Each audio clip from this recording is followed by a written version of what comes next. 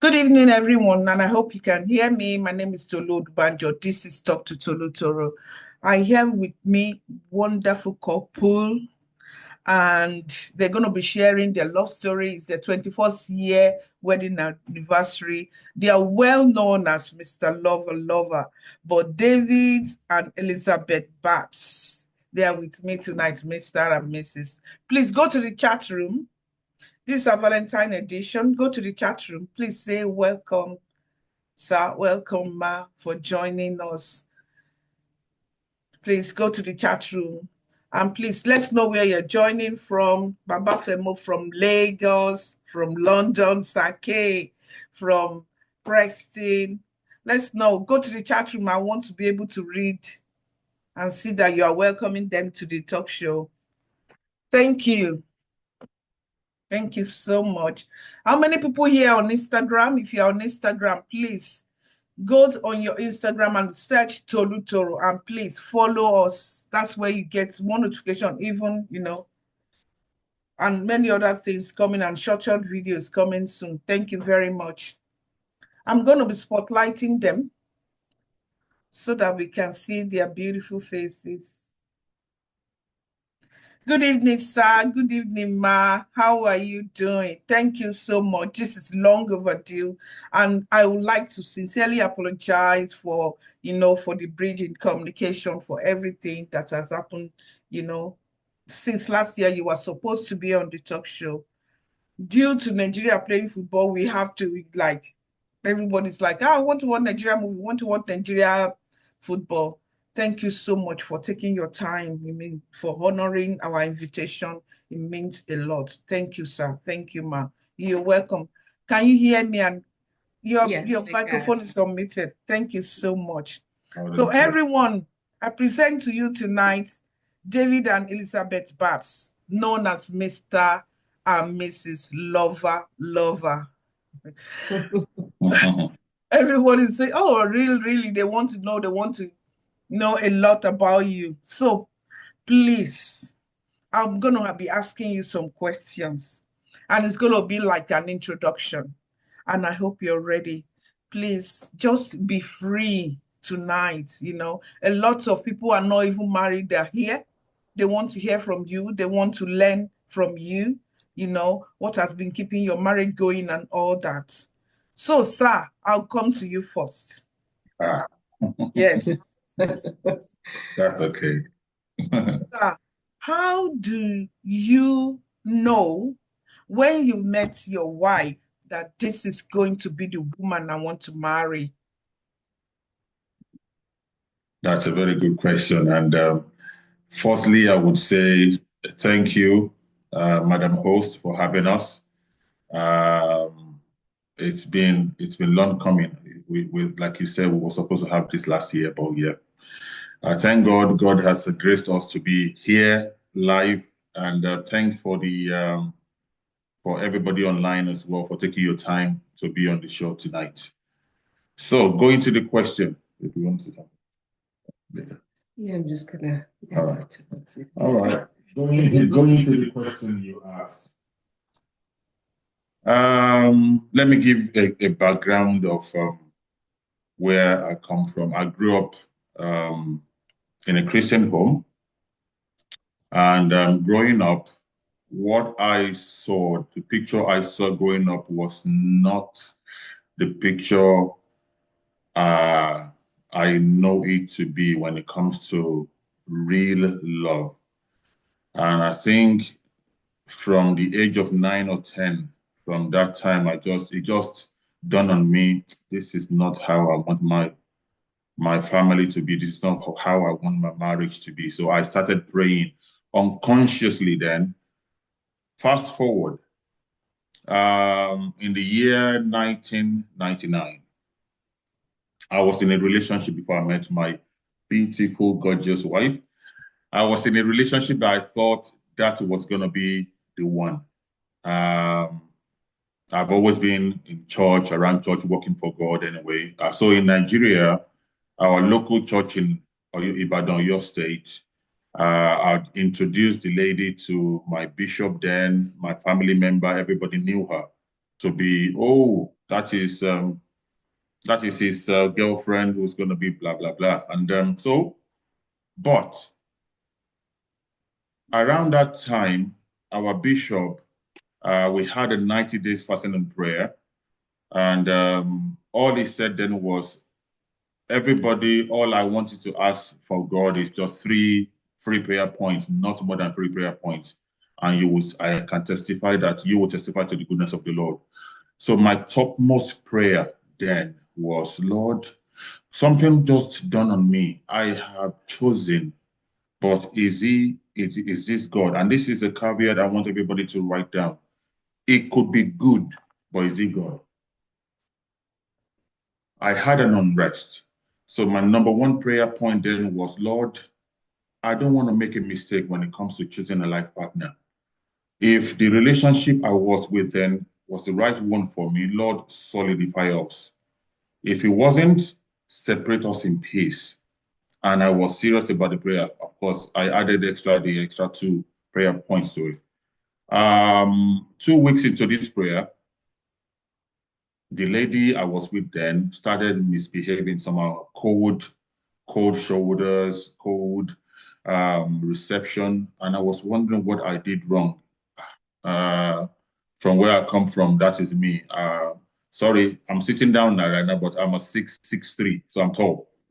So I went flat, prostrated for her. If I did anything wrong that I didn't know, I was just begging, but all proved abortive. So I just say, you know what? Let me give her space. And I just stepped back a little bit. Whilst stepping back, I had a dream. In the dream, it was like a wedding day. Our bishop beckoned on me to come to him. I went to him. They called on her. She refused. So and I called on her. Hey, we call our pastor that we call him Papa. Papa is calling you. She came reluctantly. And you know what it is custom when it comes to marriage, men says their vows first. So I said my vows. It was her turn to say her vows. She just walked out of the church. I opened my eyes, and even everybody on this forum right now knew the interpretation. It was done and dusted. That God had answered my prayer, only I did not know that was not the person for me. So quickly, I just had to paint that so that you know where I was coming from. So that went, and I was like trusting on the Lord for him to show me. At that time, I was the president of the youth in our local church, the church then. We had a program, so I was having a meeting, and we had 2 services. I was having a meeting with some of the executives for the second service, and I heard clearly, this was towards the tail end of 1999, and I heard clearly that said to me in my left ear, lift your head, for the damsel walking towards you is your final bus stop. So I looked and I saw her cat walking towards me. And I was like, she didn't know this because I heard it. Even the people I was having meeting with did not, it was just a split second. And so I saw her walking towards me and I was like, okay, wow. And I inquired about her, and you know what they say, the rest is history. Wow. I hope a lot of people will lift their head tonight. I like that. I really like that. So, sorry, because did you answer my question? Yes, you did. So, how did you meet her? Sorry, that was how you met her. Yep. So that time, was it love at first sight? I wouldn't say love at first sight, but I've always been a man under authority. I believe in everything God says. And where people would ask questions later on, let me quickly bust the bubbles, is the fact that, oh, you had God. What if it was somebody that you were not attracted to? Mm. And I will say this, God is never an author of confusion. He knows what I wanted. He knows what my specs were. Mm. So when he said, lift up your head, I lifted up my head. Of course, apologies to those that have got tribal marks. It wasn't as if she was coming and I saw tribal marks. It would have been off-putting for me because so everybody God shows and God has brought to say that is the one for confirmation, there will be an attraction. Like I said, it's not an out of confirmation. So I saw her and I was like, okay, I didn't know anything about her because it was after God said that is the one was when I started my inquiry to know more about her. Where's she from? What does she do? I've seen her in church. But that very day, did you speak to her that very day? I did not. Okay. I had to do all my spade work. I went on 007 straight away. Started connecting the dots. Who is she? Where is she from? What does she do? And who are the people you were asking? The people in the choir who knew her. Okay. Mostly even my younger sister because they were in the choir together. Okay. And she told me, oh, that is the younger sister to a pastor in the church. And I was like, really? So it started from there. So okay. It wasn't really a love at first sight, but every other info I gathered later, ticked all the boxes. And then it dawned on me, God, you have everything falling in place. Yeah. Okay, Ma. Call that confirmation. Should we call that confirmation at first sight? Yeah. And honestly. That's it. Confirmation at first sight. Okay, confirmation at first sight. I like that. I like that. So over to you, Ma. So where was the first time? It's not the date now. I mean, let me say, before then, have you recognized him? Has there been anything like, oh, this is this brother in the church, just ordinarily, without any attraction? Have you been seeing him around? And well, so again, let me start by, this brief introduction. And again, thank you for the opportunity to come here tonight, and hello to everyone. When did the first time? So the first time I saw him, it was in church. And I've always served as a choir. I started singing from a very young age of 9. And then everywhere I went, every church that I went, I would be part of the choir. So I was part of the choir. And then he was part of the music, the musician. So he could play drums and all that. And then when drama team together and different things like that. But I think I would say I've seen him in church, but then it was a brother. Yeah. Hello, brother. Good afternoon. And that was it. And I only just started going to that church, maybe a couple of months. Yeah. So it wasn't like I knew him like for so long at the time. So it was eventually, we started now acting together in the drama team and different things like the choir as well. So for me, so was it tall, dark, and handsome brother? Yes, he's tall, he's dark, he's handsome. Thank you. Yeah. So the first time, I would say actually, I noticed him, but then not as a future partner. It was more as a brother in church. Yeah, so it's a brother in church, hello, bro, and that was it really. So we didn't have that connection or that relationship at the time. So how long have you been married for now?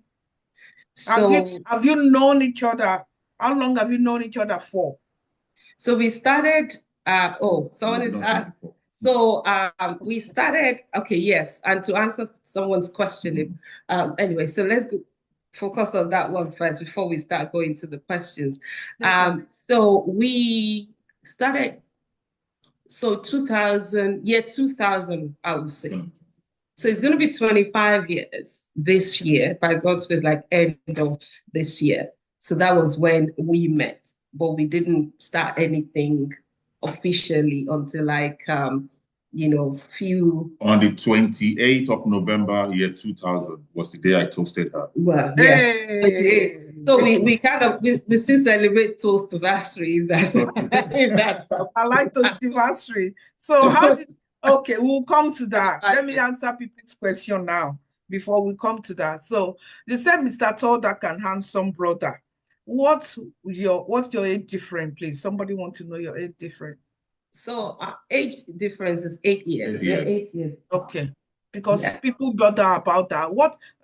Sorry, can I ask you, sir, what's your take about if a lady is like 2, 3 years older than the man? What do you think about it? That because a lot of ladies say, I can't marry somebody that is younger than me, even if it's 2 years.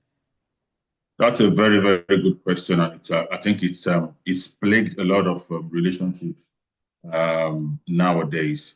Firstly, I would say age is nothing but a number. However, there's a caveat to it.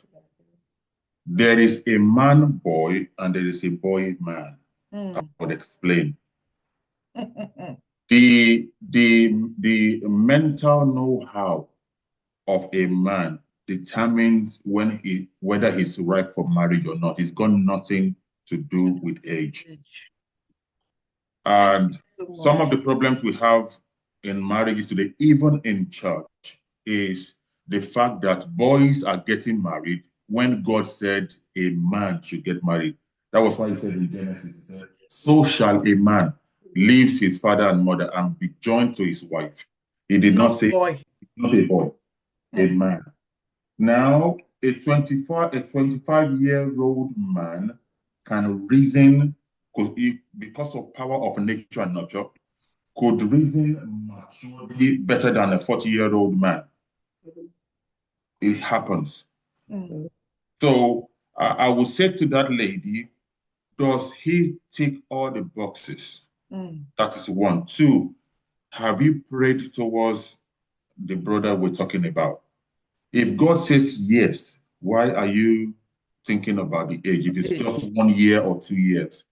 If everything he has done has not shown the age difference, concerned that he's behaved maturely, he's acted maturely, I would say, you know what, as long as you table it before God and you have the green light, I would say go ahead. Thank you, sir. Can I come to you, ma? What do you appreciate most about your relationship? Since you have been married, what do you appreciate most? A lot. And first, I want to thank God again for our relationship. So the first thing I will say is there's transparency in our relationship. There's friendship. There is support, knowing that whatever I do, or whatever he does, I have his back and he has my back as well. So we support each other that way. And then God as the center of our relationship, like the Bible says, the threefold cords cannot be easily broken. So for us, is us against the world, regardless, right? Regardless, is us against the world. I like that. So no matter what, we will talk about whatever the issue is. We will pray about it. And then we know that there can be issues, as we all know, in marriages, right? But then we have that understanding, we have that assurance that there's always light at the end of the tunnel. So, couple of things. My husband and I, we are so transparent. Even in our finances, we are so transparent. We don't do all this, what's it called? What is the password on your phone? We know everything like that. Or you can't know what I'm earning or that. No, we are that transparent. Even to the fact that when we are sending money, even to our families abroad or anyone, we have to agree on this before we make a move like that. So I would say transparency. Transparency, support. Thank you so much. So I'll come to you, sir. Sorry if you have anything to chip in, but I just want to come to you on this. So when you have misunderstanding, how do you resolve it? Thanks for that. It's part of the boundaries we have set for ourselves, like my wife just said, transparency, conflict resolution. Part of the boundaries we set right even before we got married. We said, one, whatever it is, God help us, divorce is a no-no. We will talk about it, we will pray about it, we will work towards it, because marriage requires hard work. And God being in the center. So how do we do conflict resolution? Our conflict resolution is the fact that, one, you need to know your spouse, you need to know their personality traits, either a hedgehog, a rhino, melancholy, or there's a long list of them. I would say my wife is a hedgehog, which means no, it's a rhino. Rhino charges. When matters come, all she wants is, let's settle it there and then. Yeah. We don't need to let it linger. No waiting. But myself, I'm a hedgehog, which means I don't want it right there and then. Let's just settle, and then we can talk about it. Because when we're talking about it and everybody is still hot, we don't want to say what we don't like or something we will regret later on. And this happened. We agreed on this in the early stages of our marriage. So right now, when issue comes, I'll just say, babe, I'm not ready to talk about it right now. Let's let it settle. She understands and she's okay, but you know what? I don't want it to be tomorrow. I understand. It's not going to be tomorrow. I don't want it now. We meet halfway. We discuss it on the day, but at least dust has settled. We can reason and no emotional attachment to whatever we're doing. So we know, okay, we look at it logically, we look at it physically, and we take the points from it, we pray about it, and we work towards what needs to be worked out. Thank you so much. Do you want to say anything, ma? Yeah, I'm going to chip this in. So at the early stage of our marriage, my husband believed that when you sleep, when you go to bed, the issue is resolved. But for me, I'm like, come on, we need to talk about this thing.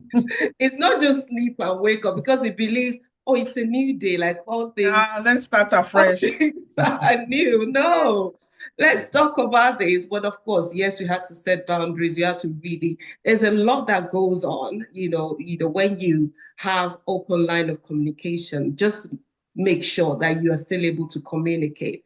Yes, the issue might still be there. For me, I just want us to resolve that as soon as possible and move on, because I don't like to hold grudge or anything like that. But I found out that it was different. It was the opposite at the time.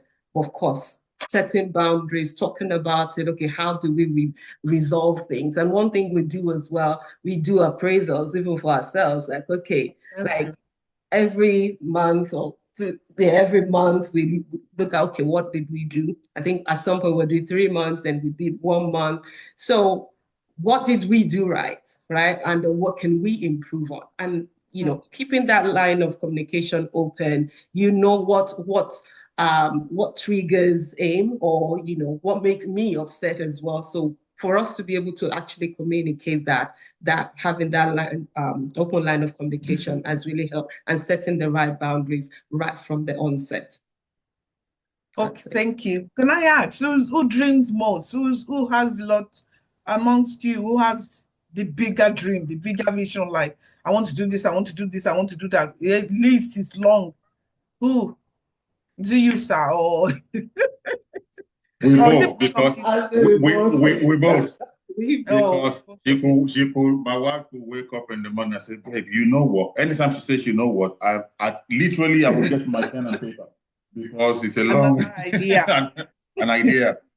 So how do you support each other with your goals and dreams and aspirations?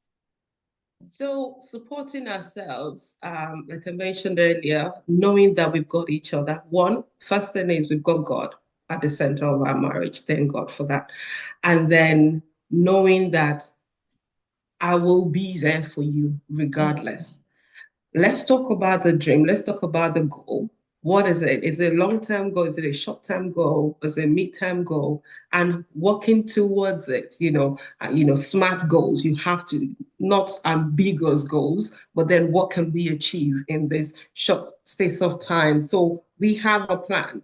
So what are we trying to achieve short term, mid term, long term? And then how can I support you? Even if I don't have the right resources, if it's like my connection that will support you, that will help you to achieve that goal quicker, why not? I can always engage different resources and it can do that for me as well. And I think for me, the most important one is really knowing that I can come home and say to my husband, babe, I have this.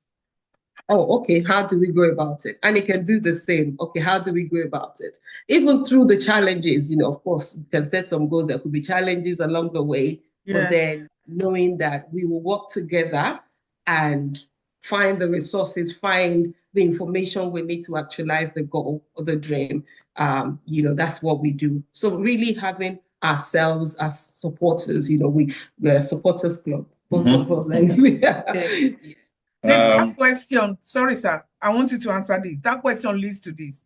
Has there been a time that madam wants to do something? Maybe it's a particular idea comes and I want to do this business, for example, and she has the proposal and everything in her head is hot and she's writing down, preparing, and you are like lay back and you're like, no, don't. Has there been a situation where you have disagreed with what you want to do, our plans and something like that? And how did you manage that? Very, very, very good one. I would flip the question because most of the time, that particular question, I would say I would have something to do, share it with my wife, and this happened early in our marriage anyway. And she says, babe, you know what? I am not feeling that. And at times it gets me upset. Why are you not feeling it? I have worked this out. I have checked. I've made calls. And she would say, somehow I don't have a release that you should do that. And because of then unnecessary ego and saying, oh, I am the husband. I was, like I said, early in our marriage. I would do it and I'll get my hands burned. So I have learned from experience. Anytime I say, babe, let's do this, yeah, we'll pray about it. If she does not have a release, no matter how sweet the proposal or the business is, it's going into the cooler until she has a release, and vice versa as well. But she has that, her antenna is always up. Thank you, babe. I know, I like that. So, and going back to just a little line based on what she shared earlier, how we support each other, we give ourselves what I call the posterior protoplasmic stimulation, which is called a kick in the backside. We do it to each other. That, babe, no, you said you will do this, you're not doing it. Come on, chop, let's get it done.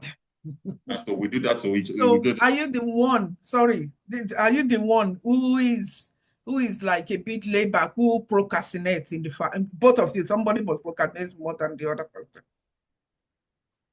Do you procrastinate? I will put my hands up. I do it a little bit. And that's it's on my head, it's on my neck. No, baby, you said you would do it tomorrow. You're not postponing it. Yes, it's got to be done. Yes. Now let's talk about the children. Okay. I've seen some of their photos. I think they are even taller than you now or something. So how do you, when it comes to I don't know if anybody has questions, let it not be that it's only me asking questions. Please use the icon to raise your hand if you have questions for them. You can type it, you can send it to me directly or indirectly, you can use the icon. Let's talk about the children. Are there things who is softer in decision making? I mean, for the children, who has the soft spot for the children? Who can the children run to and say, I want to do this, mommy won't let me. I want to do this, daddy won't let me.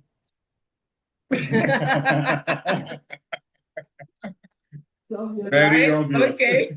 So I would say when it comes to the children, and then thank God we have two young adults and one teenager. So it's been through some phases, right?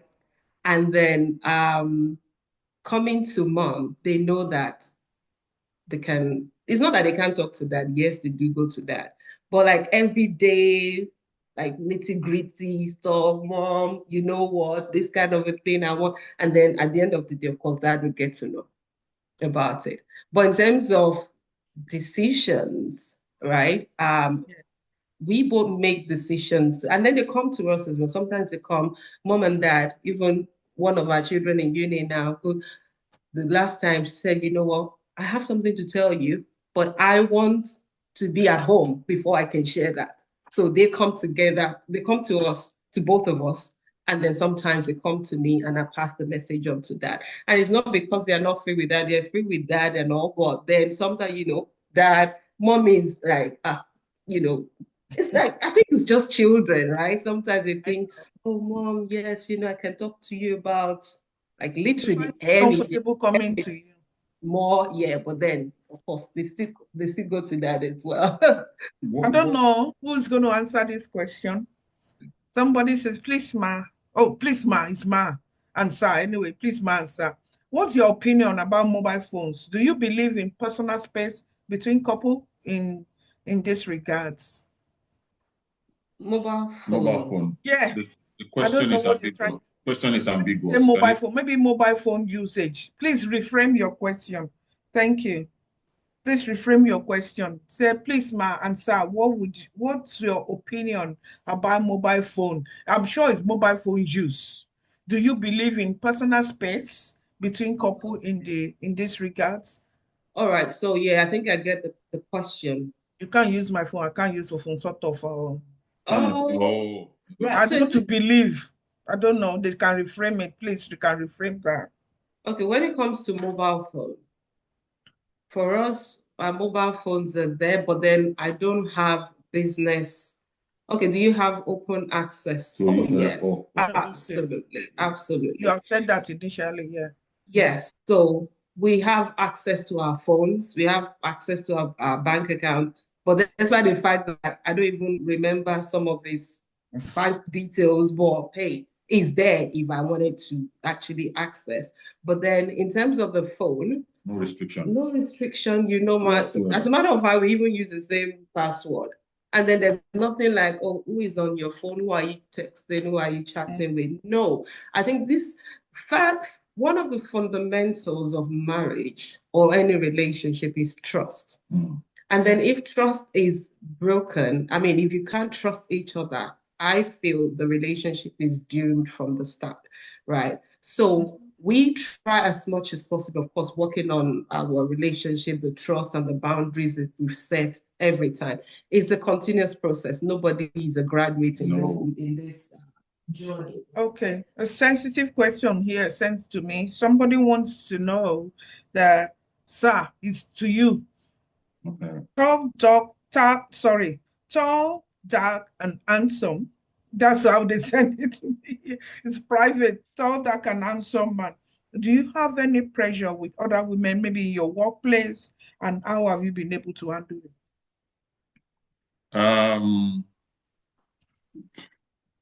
I would say no pressure, because I think I wear the badge on my forehead. People who knew us will testify to this. I cannot speak 2 minutes without mentioning my wife. And I know, before anybody even asks the question, I know that is not a deterrent from some ladies who are hell bent on targeting a married man or whoever they want to target. For the fact that you have spoken about your wife or you've spoken about your husband does not deter some people. They still want to, let me put it this way, shoot their shot. But what I have done is the fact that the openness we have, and I will come home and I'll tell my wife, babe, you know what, that and that happened, and we will laugh over it. A case in point, because of what we do, to the glory of God, we are relationship coaches. Most of the things we do, we did together. Business, she's an IT consultant, I'm an IT consultant. Businesses we did together. We're relationship coaches as well. So if anybody comes to me and they go to her, once I see it gets to a point that I know my wife, you need to handle it from here. And I will make a reference to a point. There was a lady, this was years back, even we were still even young then. Our baby was only 1 year old. And I know I just felt something, I felt unease. So I told the lady, yes, you're going through stuff. You needed to hear from the perspective of a man. That was why you wanted to hear from me what you should do, why things went wrong with her relationship at the time. And I just felt this was going out of hand. So I said to her, listen, lady, nothing can happen between both of us. And I would want you to respect that. Mm.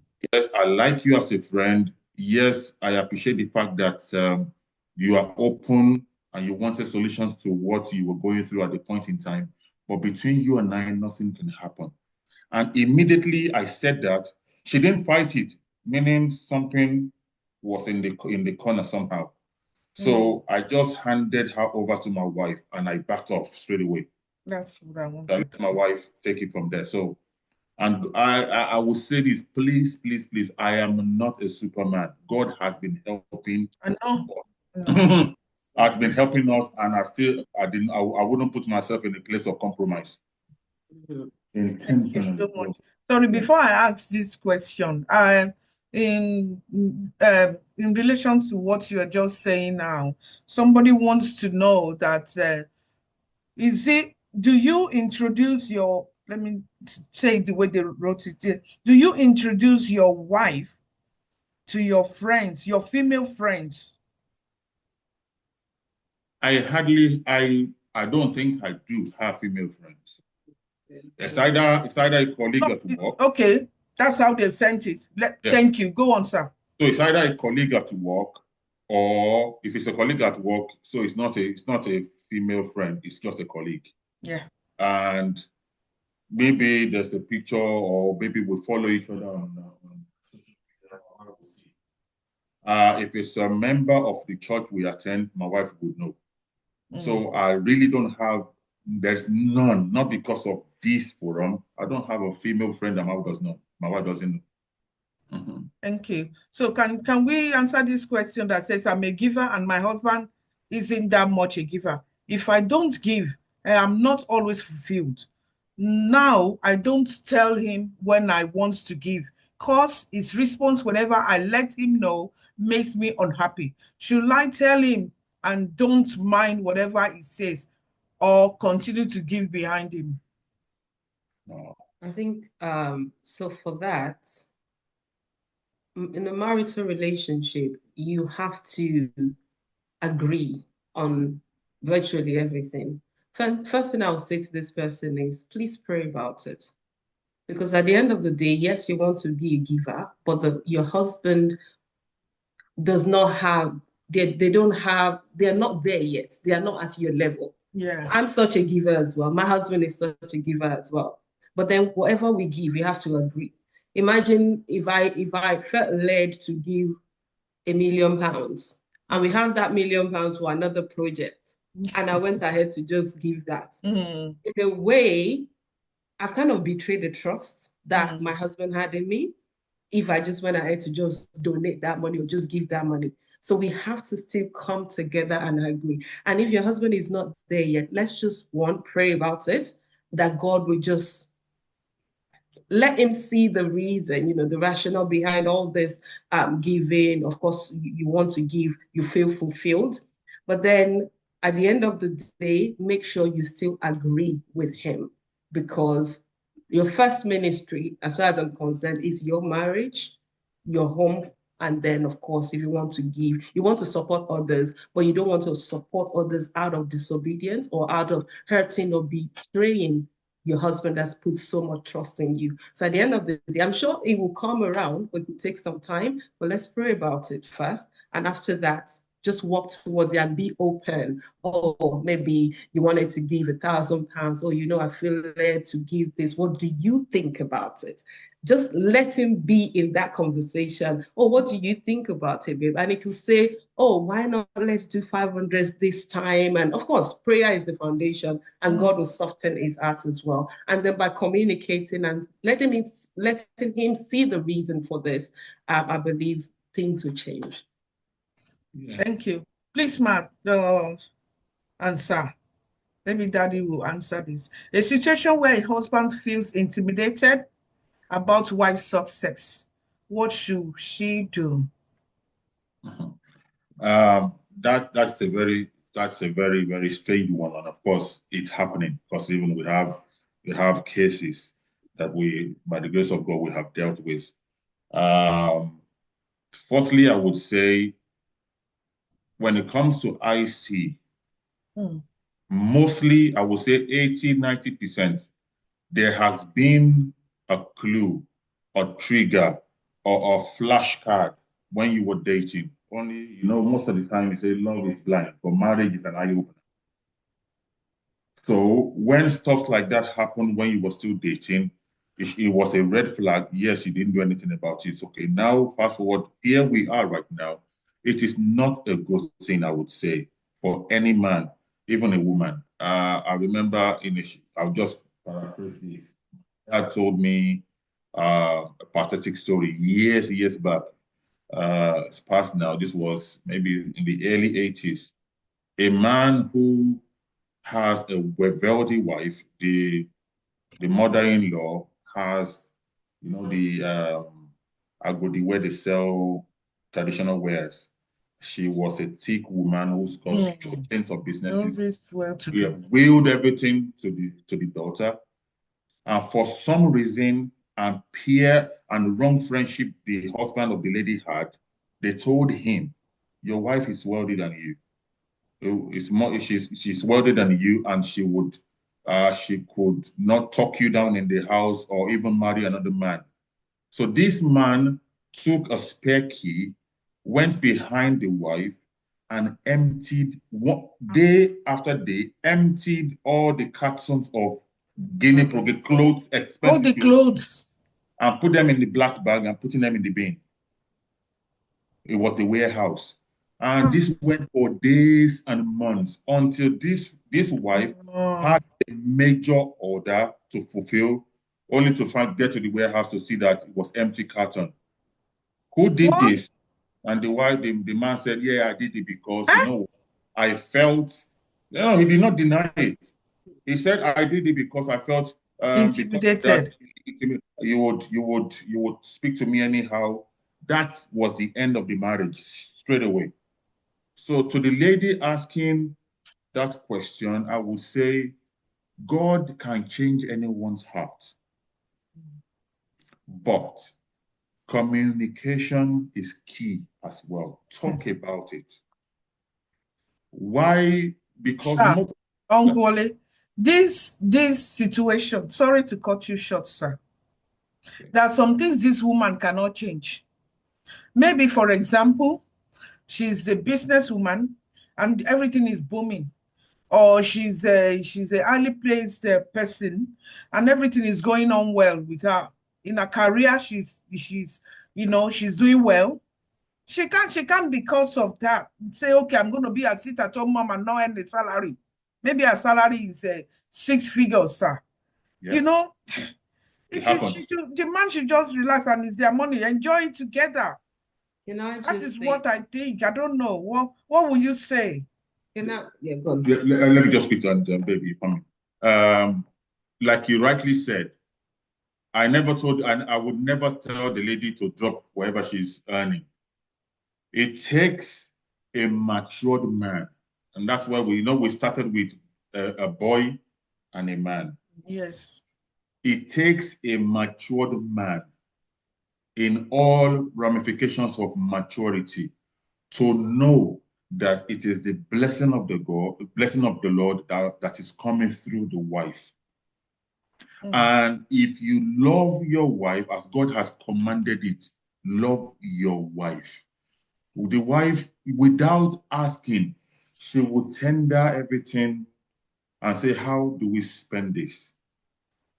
Now, where the IC comes for most men is the fact that one, maybe the friends they keep and the news they have heard.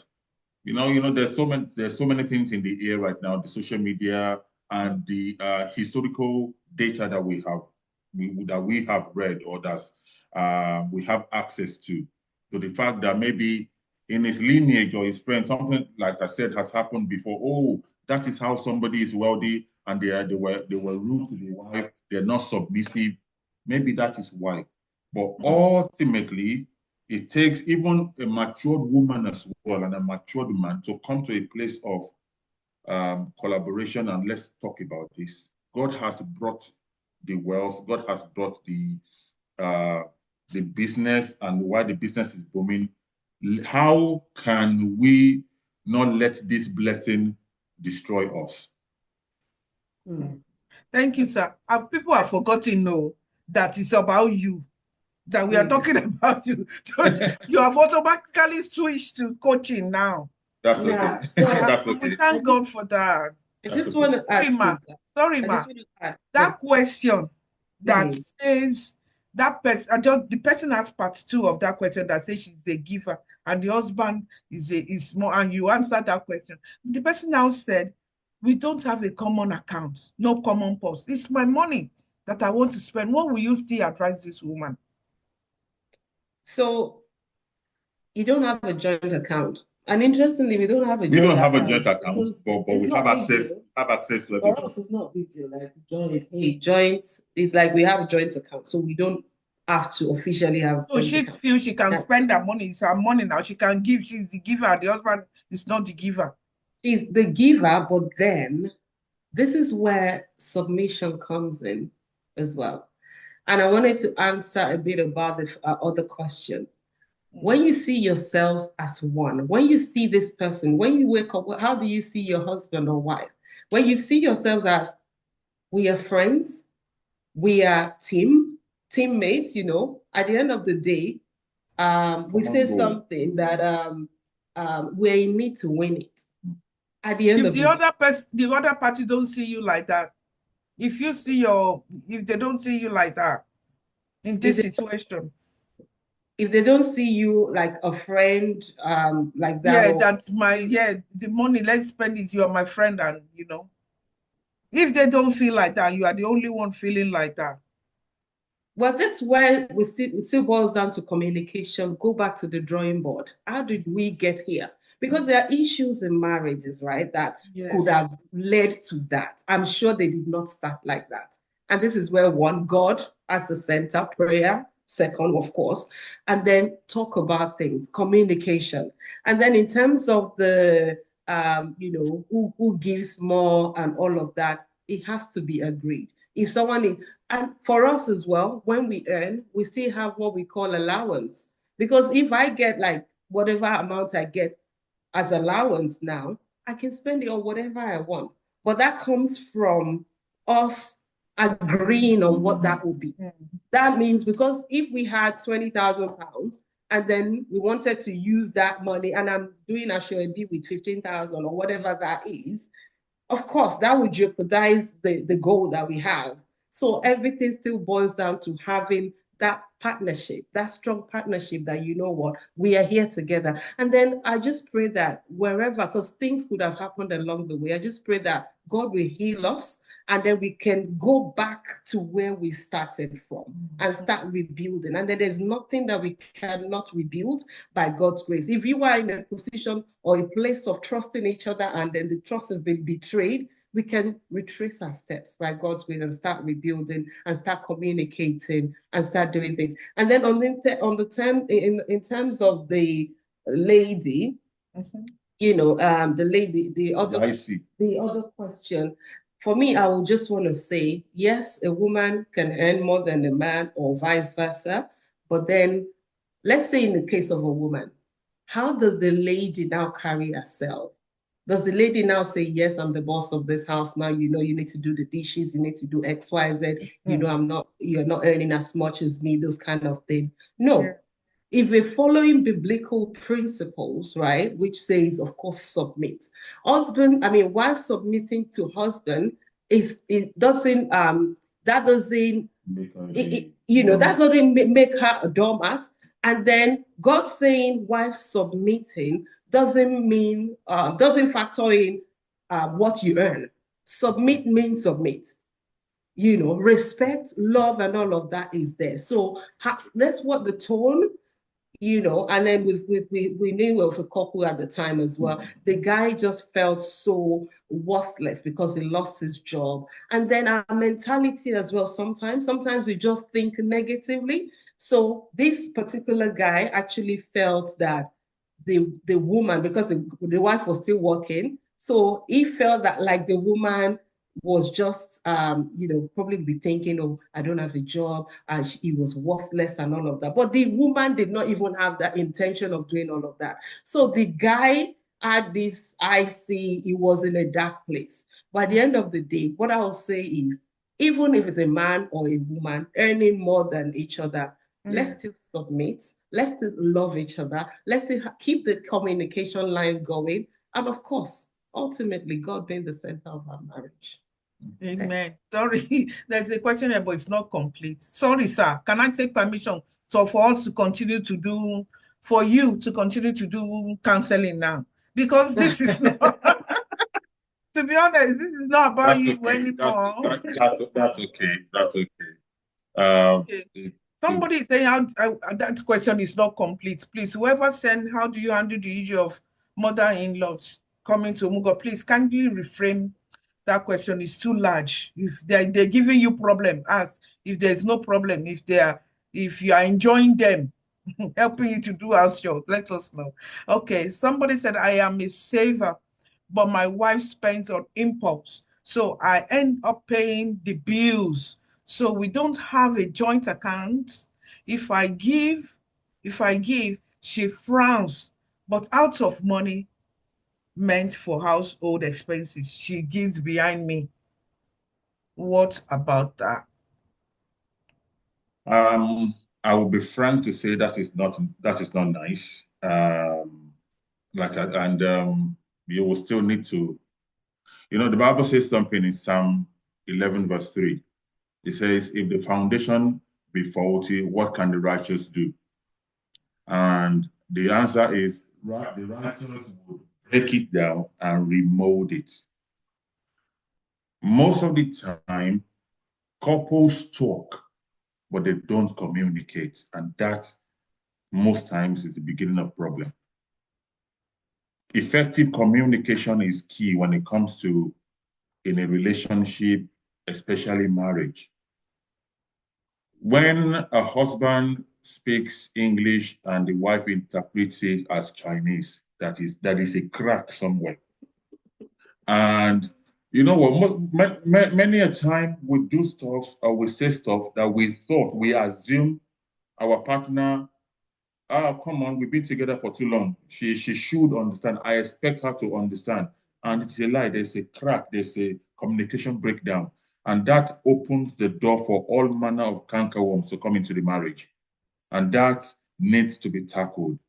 Now, going to the question, there was a friend, this was years back, kept some money in the wife's account whilst he was still paying for, of course, the mortgage, school, taking care of every other stuff.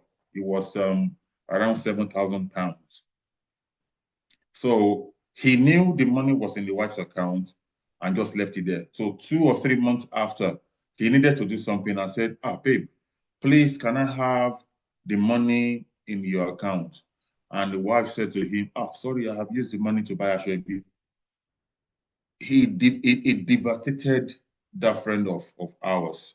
And he felt so bad because we saw later he was complaining bitterly. And he said, I will never trust her with money anymore, this and that. And I said to him, hey, calm down. I know you're hot. I know you're angry. But I said, what she has done, and because the point he was making then was, there was no need for her to touch the money. She was working and she was still earning, and it wasn't as if He has not been doing his duties, paying the bills in the house. So why would she take the money without letting him know? So I said to him, I know you're hot and I know you're hungry.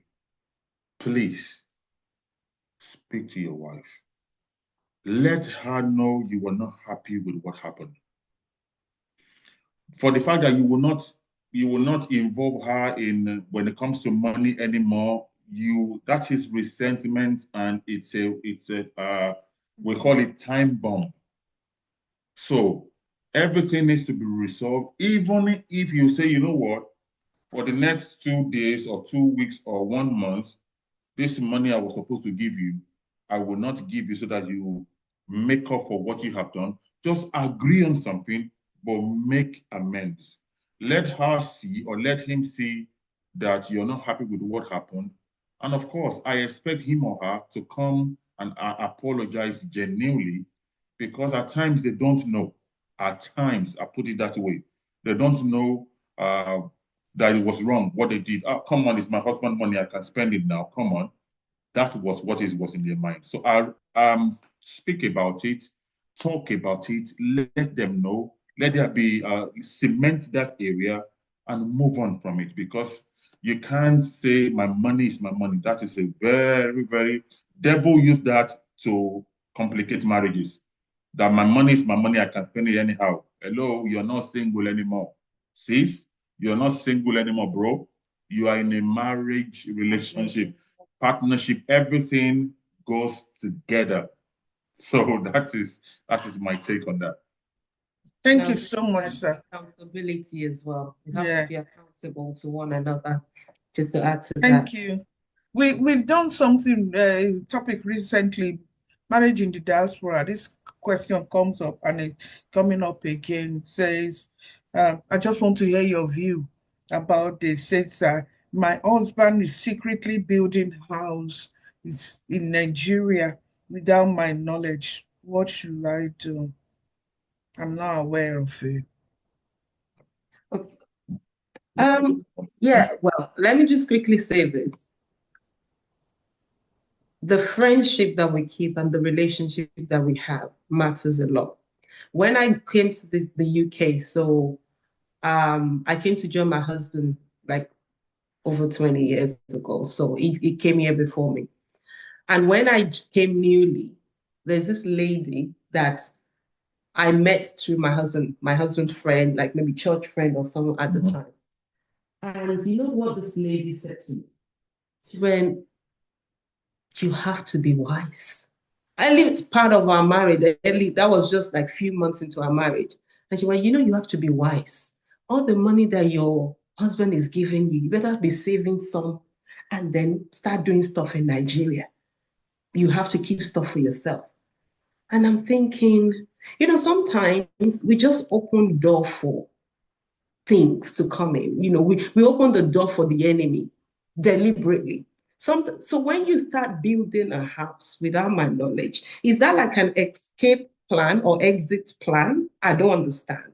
So I came home, I said to my husband, like, hey, see what your friend told me.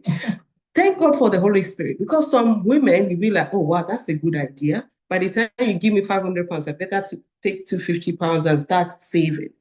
But where does that lead us at the end of the day?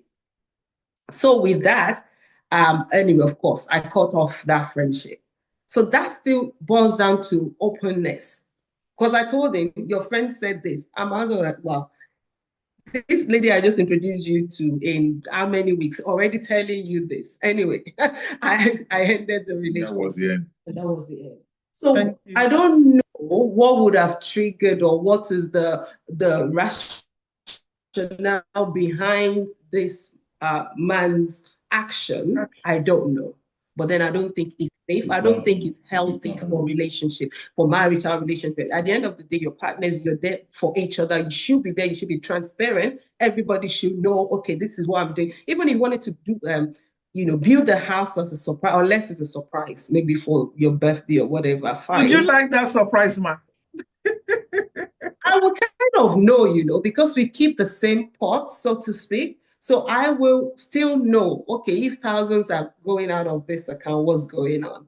So maybe I will still know. So at the end Man of can the be too smart, and when the woman find out and say, "Oh, I just want to surprise you," but if she didn't find out, it might not be a surprise.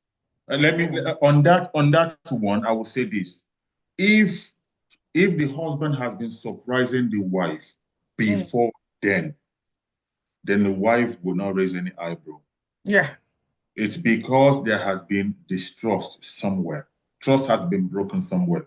And that is why this lady is frowning about it.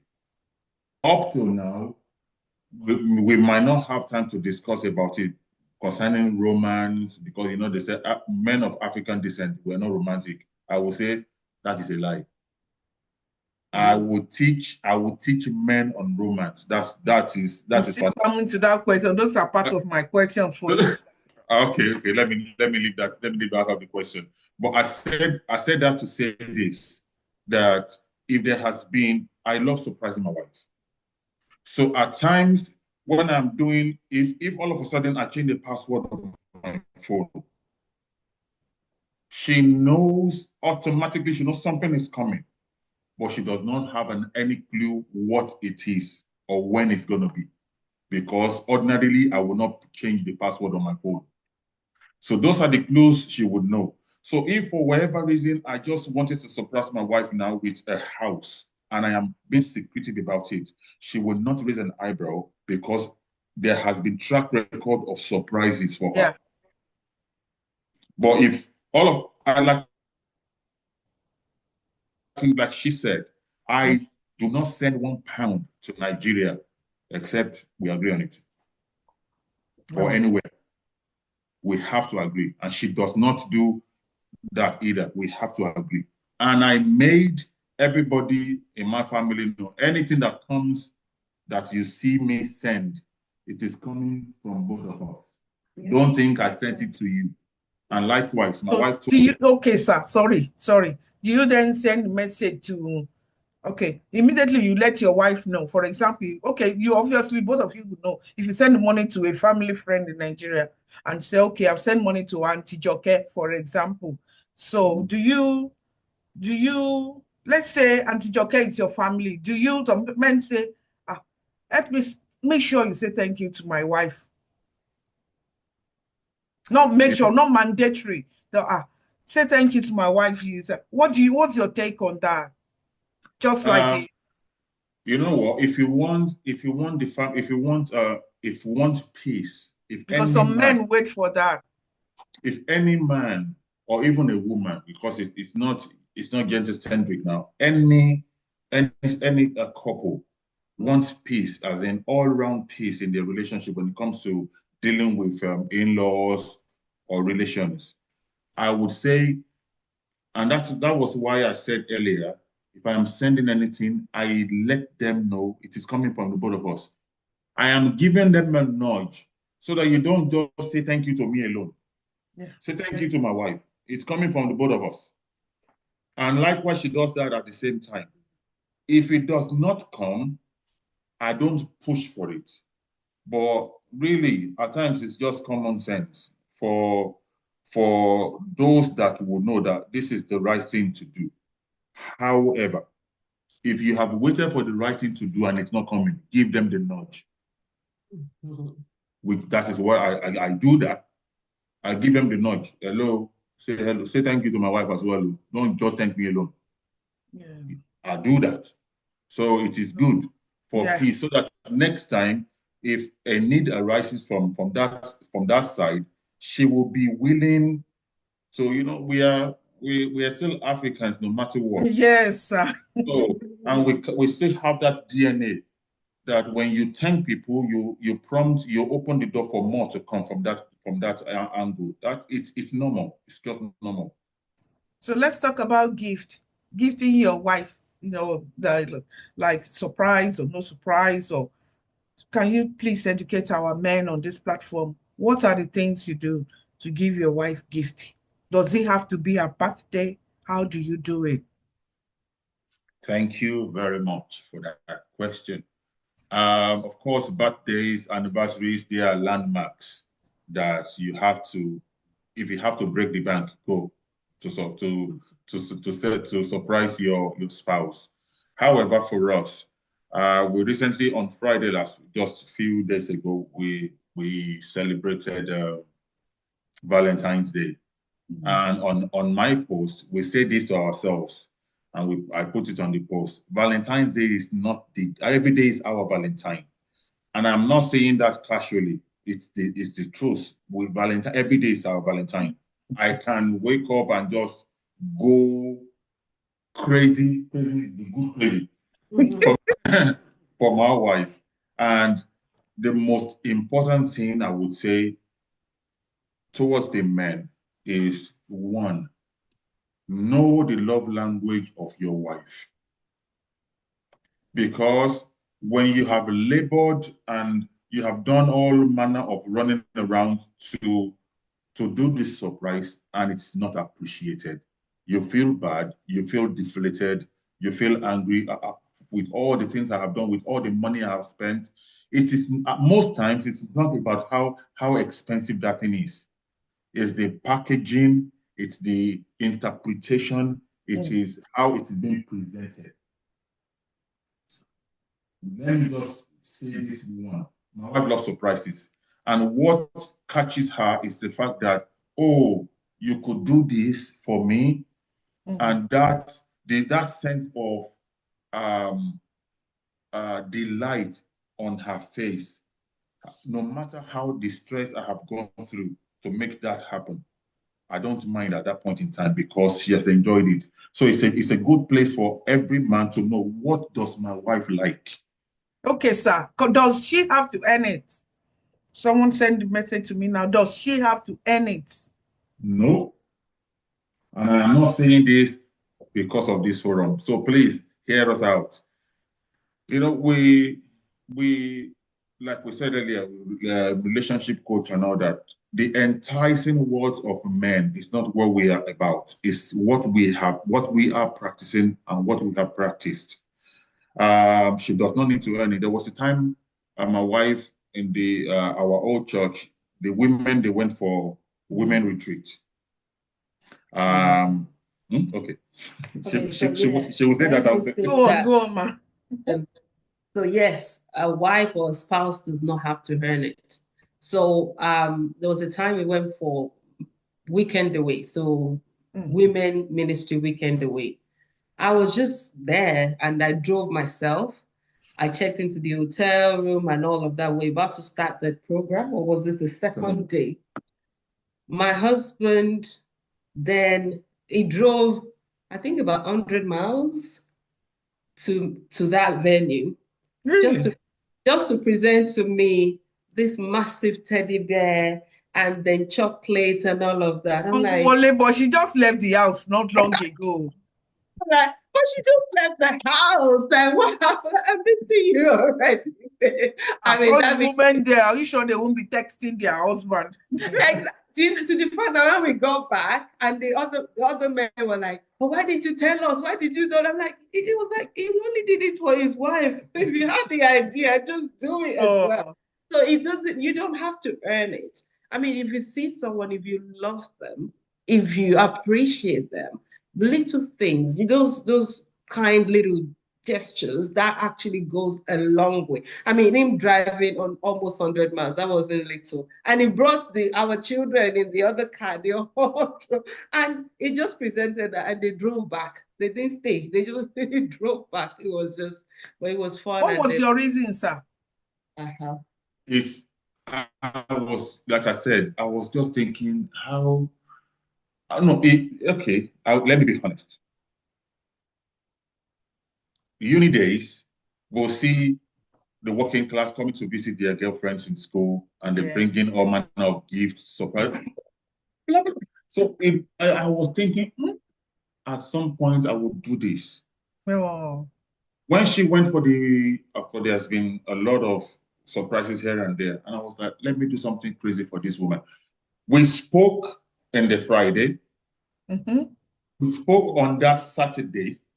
How were you guys? How are the children? I said, everybody's okay. Not knowing I was already gathering everybody to travel. Went to buy that, and going by your question, why did I do that? I just wanted to surprise her. I just wanted to let her know there is no place that is too far for me to come and say, hello, baby. I just Oh, hello, how are you? And I drove back. And you know, she was not expecting me. I spoke to this oh. man a few hours ago. Mm. When she saw me, she was shocked. Absolutely. And the excitement, the happiness on her face, and like, oh, you did this for me. That was all I need. That was ice water to me. And of Sorry, course, ma. Thank you. Thank you for that. there was What eruption in is church. okay?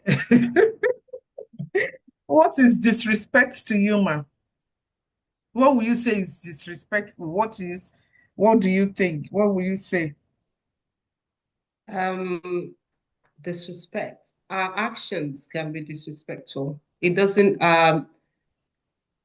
yes, our actions really can be In disrespectful. marriage, in In marriage. marriage, Mm. the way the way we talk to each other, the way we nurture ourselves, the way the way we relate to our husband.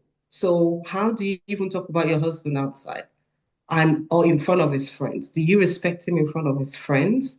Do you respect him even at home? Because whatever we do as well, our children are watching Yeah. because they're learning about marriage even that will help them in future. But in terms of respect, there are different things that you do that is just for us, that is just natural, that I know that for me, one of the things that I do that it just blows my husband's mind every time is Mm. now I still come downstairs to make the breakfast and lunch that it will take to work Fresh every every day. day. I work Fresh. from home. From I work from home, which is great, thank God. Would you say you have earned that, sir? If it could only be God. I have not what earned what? No. Yeah, It's because I wake up every morning to see how can I make the life of my spouse better today. And it does the same. if we both have that So understanding, yeah, the same energy flows. Yes, it has to be. And yeah. he would ask me, what do you want? And my colleague is like, they will touch it and they will see it's hot. This is fresh. I say, yes, she just made it. Oh boy, you're in heaven. And then, do you know what? It's not a chore to me. I just enjoy doing it. And then, of course, my son as well, I put something together for him. I just feel like, I'm not sure if that's respect, but then at the end of the day, I just want him to be happy. I just want him to be okay. So it's not that sometimes he goes, just relax. I think was it last week or was on, a bit under the weather. I said, just stay in bed, don't worry about it. But for the second day, I was downstairs again, like that, making things just to make sure that he's okay. And then the way we relate, the verbal communication as well. You don't talk down at each other. There are some things that we say. There is a phrase for me that my husband, from the before we got married, and this is part of setting boundaries as well. I said to him, I don't like this. Mm. If anyone says that to me, it just feels like I don't know. There's something, and then he knows. And 21 years, he's never said anything like that to me. And thank God. Even if someone says that outside, well, nobody actually said that to me. But my husband knows that no, my wife does not like this. So, Yeah. and of course, making Thank sure you. that you are together. It's a bone of your bone, flesh of your flesh. So if you love yourself, Mm. you treat yourself, are you respecting yourself? You'll be able to, of course, respect your spouse as well. And everything as well that we do by God's grace is based on the word of God. So we Thank need you. to get back to the basics. Thank you Thank so much for your time tonight. I don't know. I have question, but time has gone. I don't know if anybody else have question that we can quickly round up. But before we go, I want you, Uncle Wale, to please tell us the value, the value lesson you have, I mean, in all this about marriage. What would you advise a man now to round it up? Somebody who's been in there, who is in a marriage already, who's married, and what would you advise them to enjoy their marriage? What would they do? What would you advise them to do?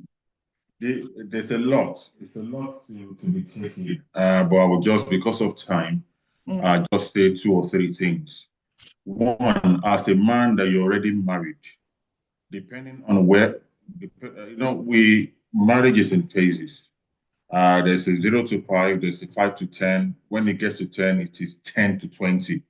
So it goes like that.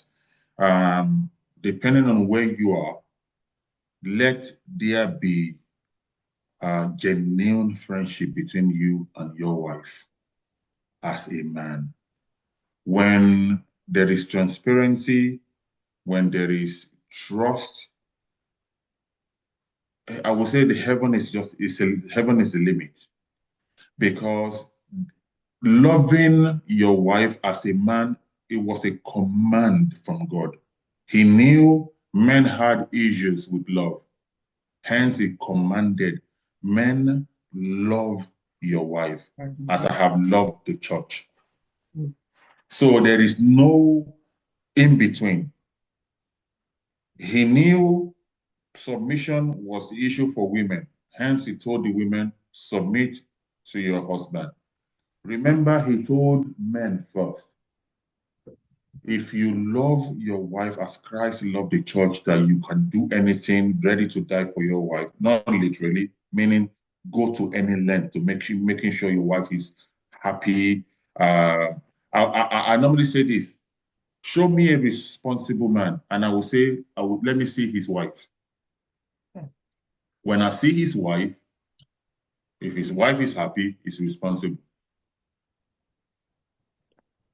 Now, there is a caveat to that as well. There could be some responsible man, and the wife just wanted to look shabby, to just soil the man's reputation. We know Or the woman want to be happy for herself, present herself happy and look good. Regardless. You know what I mean? No, by the time you see them, yeah, even if that is what happened, and you see their interaction, you will know. You will know. You can't hide it. You can't. This was the initial stage. We've been asked before, because we did a show, I think about 2 years ago, all through the year. And someone was asking if we were doing Facebook Love. And I remember the presenter said to some of the questions, people asking questions, that said, what you see, and that is to the glory of God, not a man boasting here. Whatever you see on our pages, Facebook, Instagram, or TikTok, is 10% of what we do. If you come to our house for the weekend, oh boy, then you will, I'm sure you will have a tray of tips to go back with. So, excuse me, sir, I'm thinking about something now. Can I say, I'm thinking the way, I'm just thinking that idea just drop in my mind. Maybe you need to have garden of love. I say it in this way because you're already a coach. Maybe you need to have a property that has like 5-bedroom ensuite that we couple can go away to. They'll pay for a retreat, a private retreat. They come to you, they dine with you, you sit down, they go in the garden, do coloring, do painting, no mobile phone. They stay for a week, sit down, refresh, cook together, do everything. That's you a fantastic think about idea. it, sir. We have a lot is going on in marriage, sir. A lot is going on. So we have a platform called the Lovers Corner, right? Yeah. So what we do is we have like-minded couples as well that come, and then we just share, post off. It's on WhatsApp group, and then we have a lot of plans. So the last time we had couples dinner, everybody came around, we danced, like everywhere was well decorated. Everyone decked up. You're bringing your wife for a dinner. So it was a dinner date that we had at the time, and it was really beautiful. So those kind of things and it's a good idea from you as well. Yes, ma. Look at it. Go, like go just get away thing. Yeah, because of course there's a lot, and we know that there's a lot going on out there. It's only God that can help anyone in marriage. People can gift people things like that for their marriage certificate. Get away for a week, with you guys there. The package will be paid for. To be honest, a lot of miracle can happen.